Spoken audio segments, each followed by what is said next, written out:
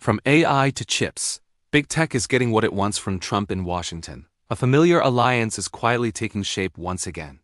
As Donald Trump prepares for a possible return to the White House, America's largest technology companies are already positioning themselves to benefit. From artificial intelligence to semiconductor manufacturing, big tech appears to be getting much of what it wants from Trump-era policy priorities and potentially from a second Trump administration. During his first term, Trump often criticized Silicon Valley, accusing major platforms of political bias and threatening regulation. But behind the rhetoric, many of his administration's actions ultimately favored large technology firms, especially in areas tied to national security, industrial policy, and global competition with China. Nowhere is this clearer than in artificial intelligence. Trump has framed AI as a strategic weapon in what he calls a global technology race. His policy advisors have emphasized rapid innovation over strict regulation, warning that heavy oversight could allow China or other rivals to gain the upper hand. This approach aligns closely with the preferences of major tech companies, which have repeatedly argued that AI rules should be light touch and industry-led.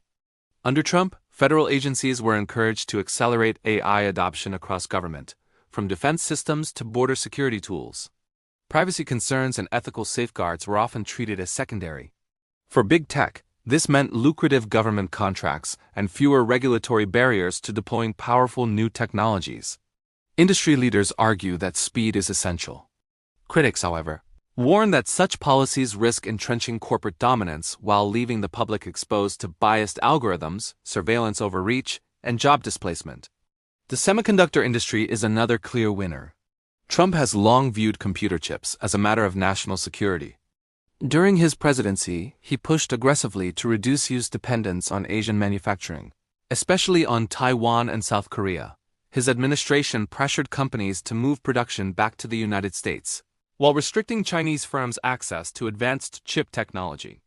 These moves benefited major U.S. chip makers and equipment suppliers, who gained both government support and protection from foreign competition.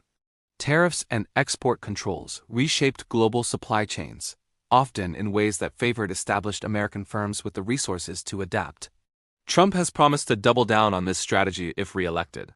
He has criticized existing industrial policies as too slow and has floated the idea of using executive power to fast-track domestic chip production. For big tech firms reliant on advanced semiconductors, from cloud computing giants to AI developers, that means a more secure supply and stronger government backing. Trade policy more broadly has also worked in big tech's favor.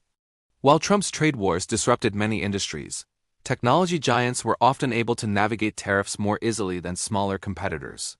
Some secured exemptions, while others shifted supply chains without significant losses. Meanwhile, Trump's aggressive stance toward China aligned with Silicon Valley as growing concerns about intellectual property theft and forced technology transfers. By framing tech dominance as a patriotic goal, Trump effectively tied corporate success to national interest. This allowed big tech to argue that its growth was essential not just for profits, but for American power. Labor and antitrust enforcement tell a similar story. Despite populist messaging, Trump's administration largely avoided aggressive antitrust action against major technology firms. High-profile investigations stalled, and proposed breakups never materialized. Enforcement agencies were staffed with officials skeptical of broad regulatory intervention. This hands-off approach benefited companies facing mounting scrutiny over market dominance, data control, and acquisitions of smaller rivals. Many of those same companies are now watching closely to see whether a second Trump term would continue this trend. Still, the relationship is not without tension.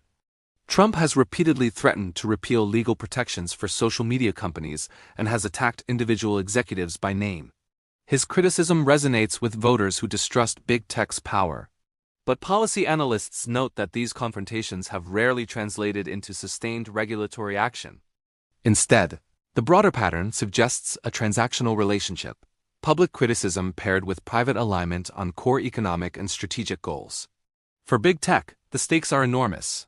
AI development, chip manufacturing, cloud infrastructure, and defense-related technology are all poised for explosive growth over the next decade. Federal policy will play a decisive role in shaping who leads and who profits. Supporters of Trump's approach argue that prioritizing innovation and national competitiveness is essential in an increasingly fragmented world. They say regulation can come later, once American leadership is secured.